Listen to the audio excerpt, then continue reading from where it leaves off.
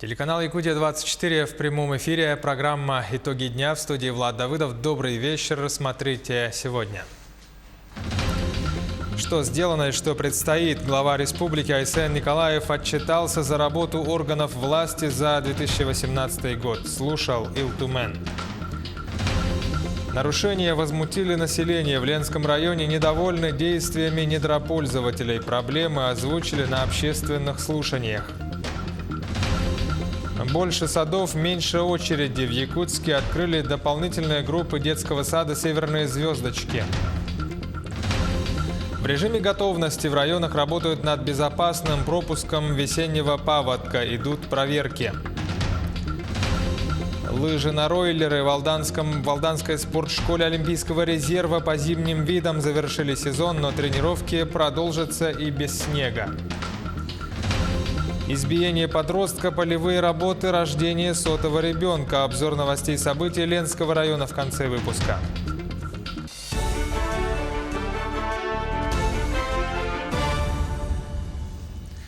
Во Владивостоке состоялась встреча президента России и лидера КНДР. Ким Чен Ын прибыл во Владивосток по приглашению Владимира Путина. Переговоры начались с беседы двух глав государств в формате 1 на 1, затем консультации продолжились с участием членов делегаций.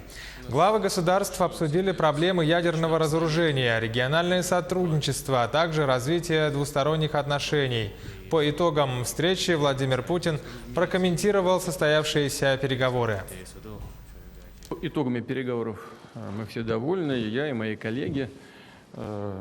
Председатель Ким Чен Ын человек достаточно открытый.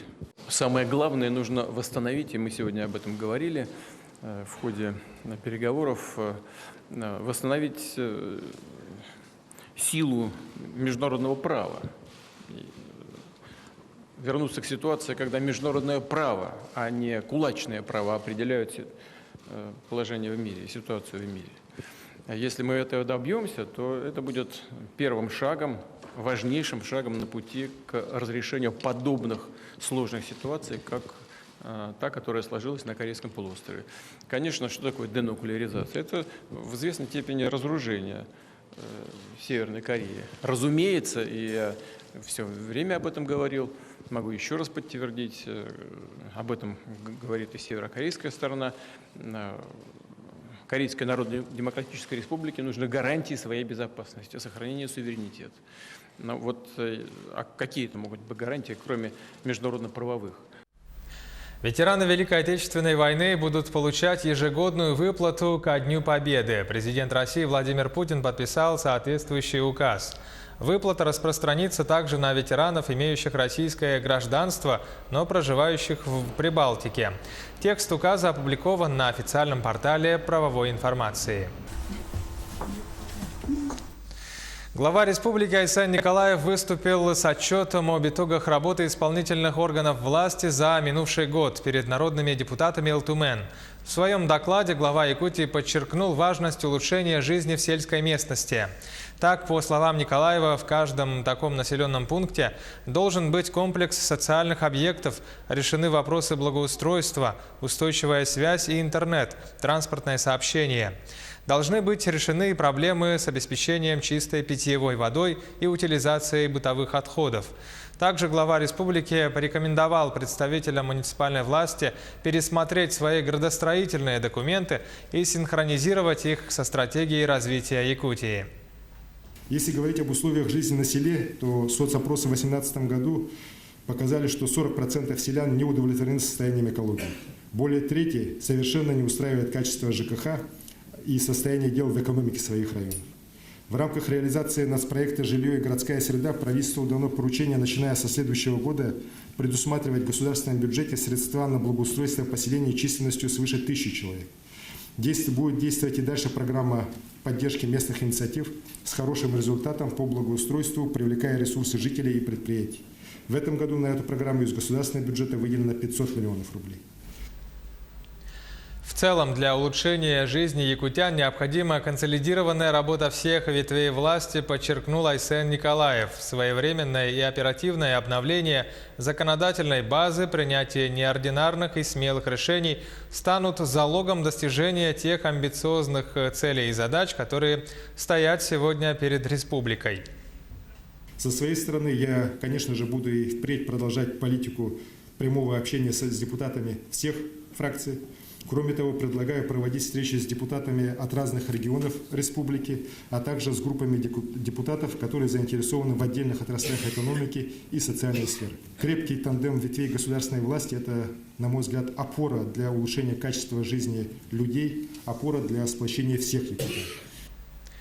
Якутия – многонациональная республика, где в мире и согласии проживают более 129 этносов. Эти слова глава республики произнес сегодня на встрече с лидерами национальных общин. Также он отметил, что именно деятельное участие представителей всех национальностей стало основой стремительного развития региона. В ходе диалога обсудили актуальные вопросы, касающиеся национальных объединений. Возможность обратиться напрямую к главе получил каждый участник этой встречи.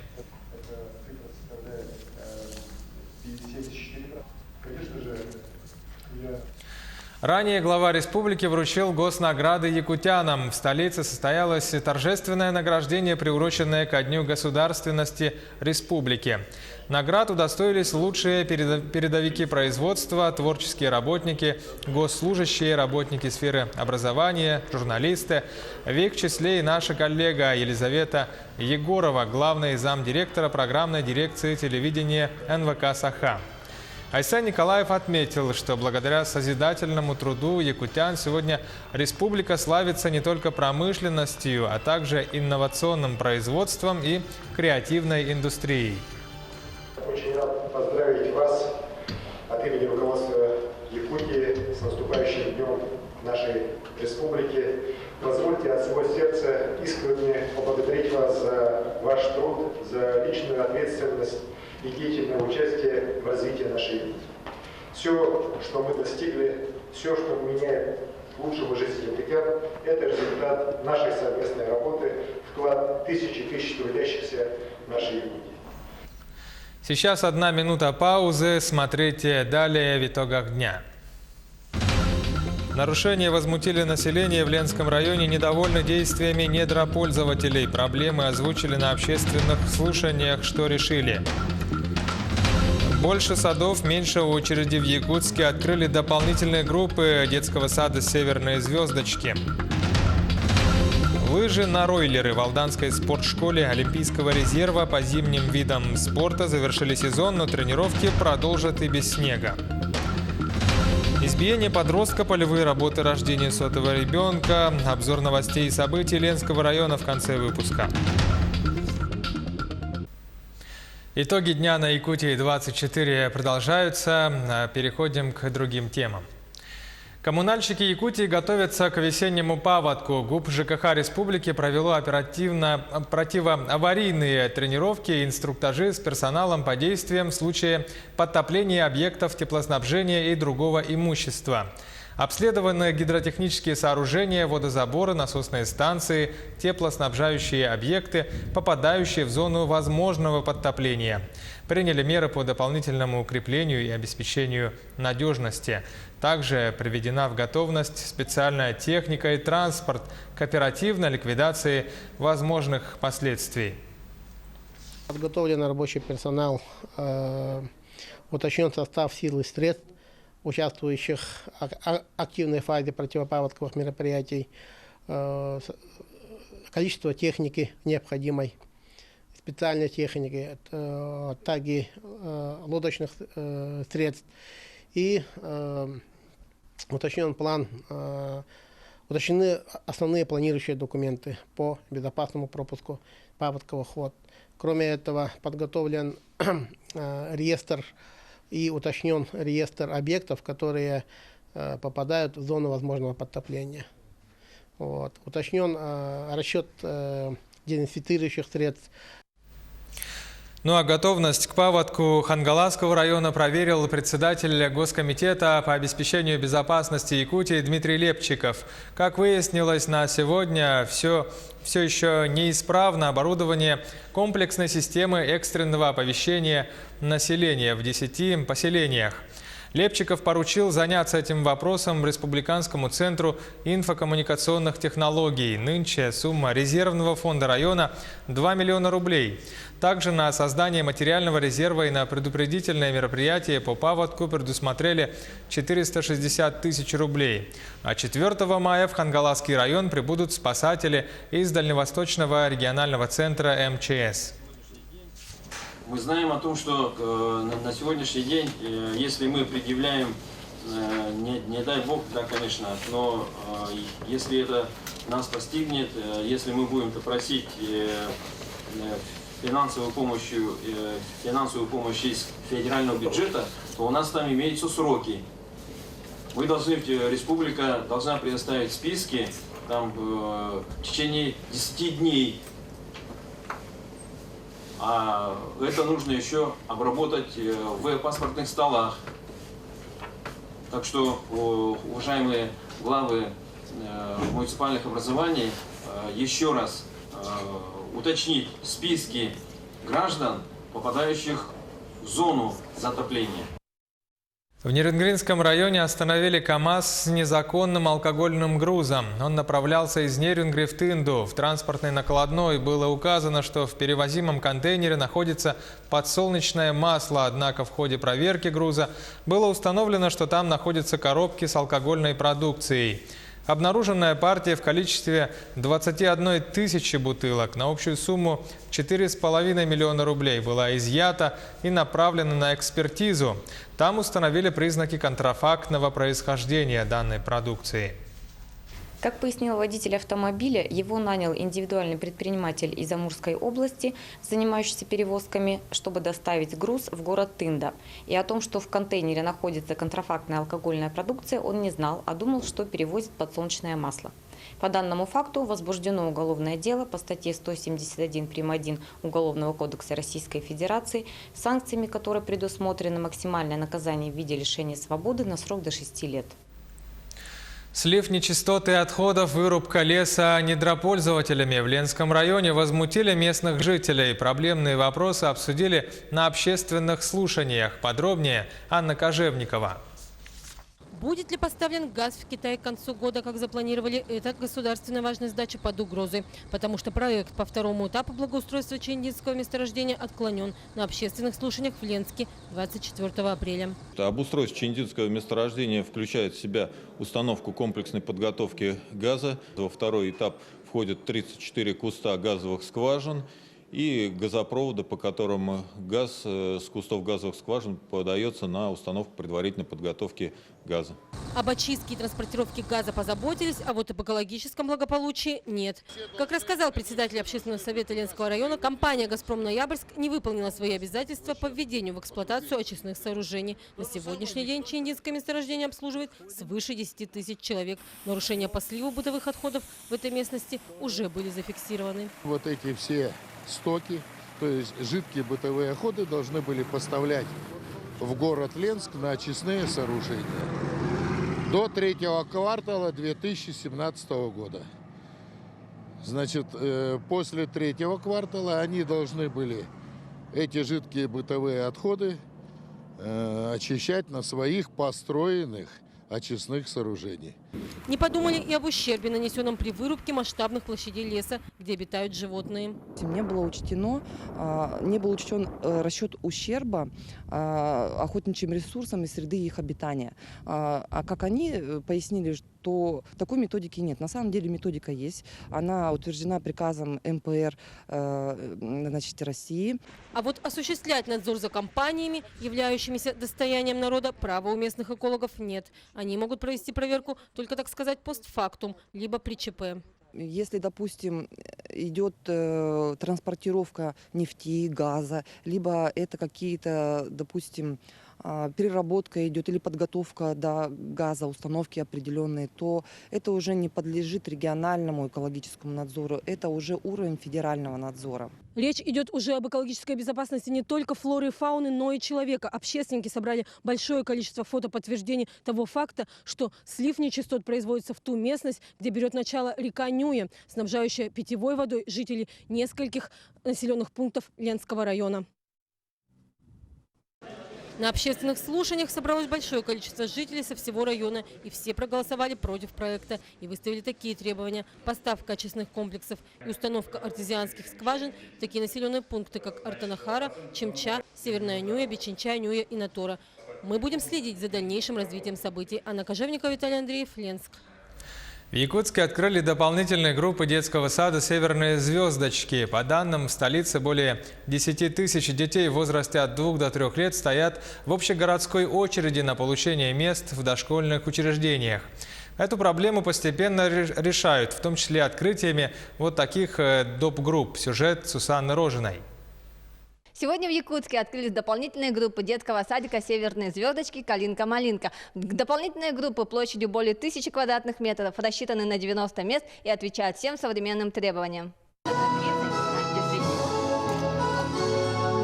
У нас 3 группы. 2 группы русскоязычные, они будут заниматься по программе от рождения до школы, и 1 группа якутскоязычная по программе ТОСКО.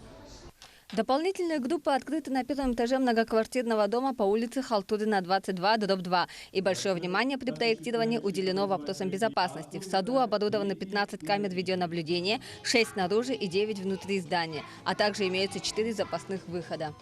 Стоит пожарная сигнализация, тревожная кнопка, кнопка выход на 01. И у нас охрана, ночная охрана здесь сторожа, а дневная охрана будет вахтер.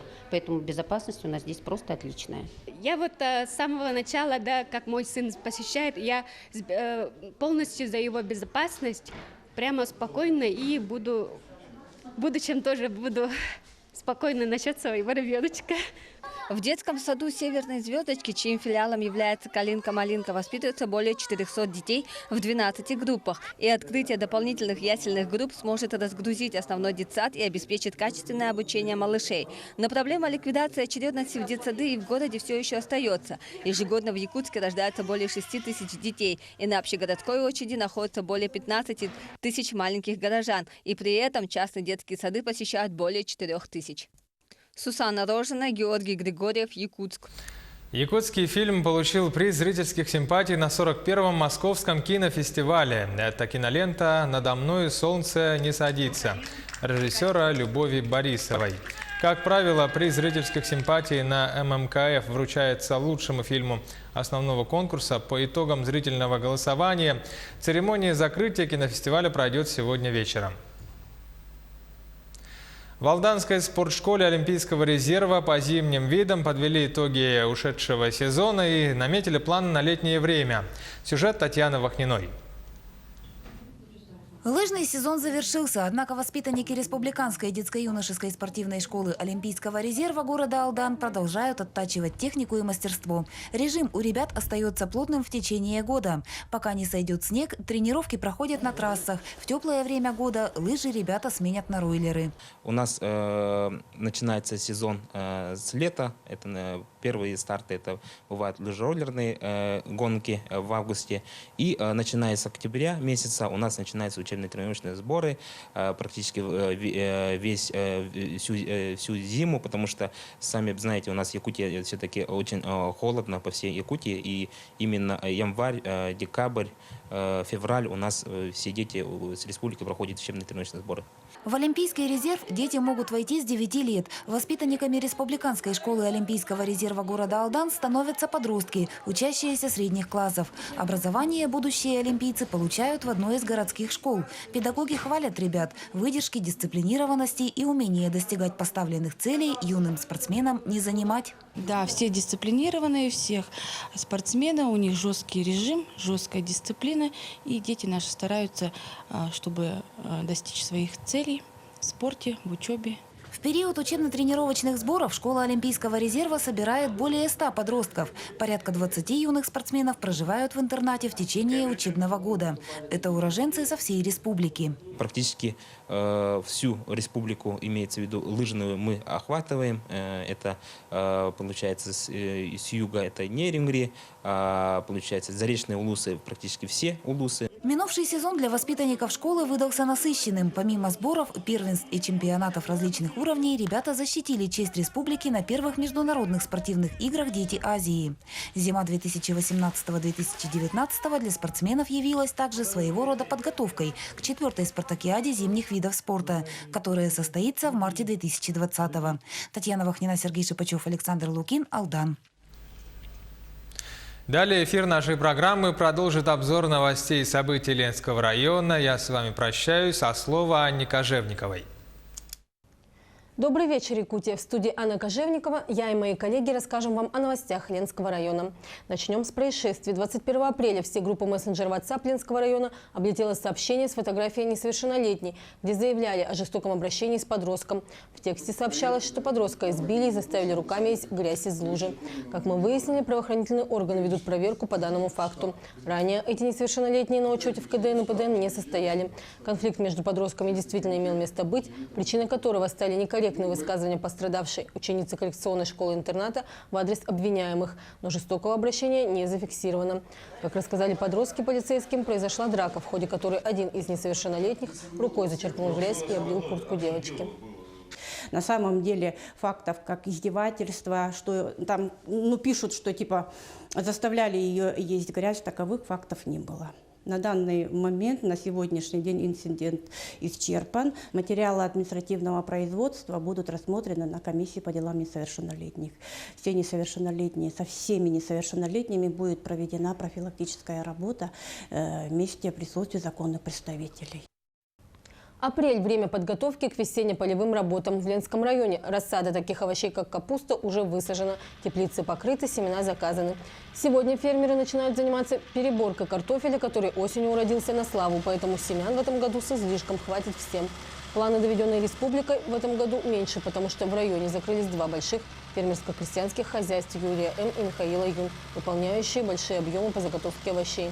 Поэтому в этом году фермеры посадят на 20 гектаров меньше картофеля и других овощей.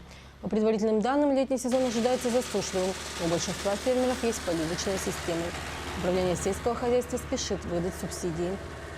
Сейчас мы занимаемся в срочном порядке документами, чтобы успеть выплатить до праздников. Ставки субсидий у нас, как почти в прошлом году, чуть меньше. 18 там, на картофель и 20...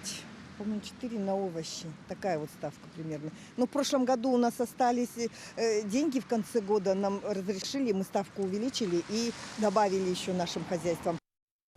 Новорожденный мальчик уже добытчик для семьи. В Ленске родился 100-й ребенок. На протяжении 2 лет в Ленском районе действует программа «100 и 500», которая предусматривает выплату 100 тысяч рублей каждому 100-му ребенку и 500 тысяч 500-му. Однако из-за снижения уровня рождаемости ее пришлось переименовать на 100 и 400. Но в этом году 100-й ребенок родился раньше, чем в прошлом. Малыш появился на свет 20 апреля весом 3 килограмма 240 граммов, ростом 52 сантиметра. Вчера маленького Кирилла вместе с его мамой Юлией Шмелевой выписали из родильного отделения Ленской ЦРБ. Он 2-й ребенок в семье. У Кирилла есть старший брат, 12-летний Александр. Новорожденный появился на свет в день рождения своего папы Владимира, который, к сожалению, не смог присутствовать на выписке, так как находится на вахте. Но встречать малыша приехали многочисленные родственники и специалисты Комитета по молодежной и семейной политике. Они пожелали маме спокойных ночей и семейного благополучия. Так вышло, что это событие знаменательное не только для вас, но и для Ленского района тоже. Это первый 100-й ребенок в Ленском районе в 2019 году. Разрешите пожелать вам спокойных ночей, вам скорейшего восстановления и, конечно же, семейного благополучия. Ну а для семейного благополучия мы хотим вам вручить сертификат на 100 тысяч рублей, который, возможно, поможет вам реализовать какие-то несбывшиеся мечты. Это все новости к этому часу. Передаю слово коллегам. Оставайтесь на телеканале Якутия-24.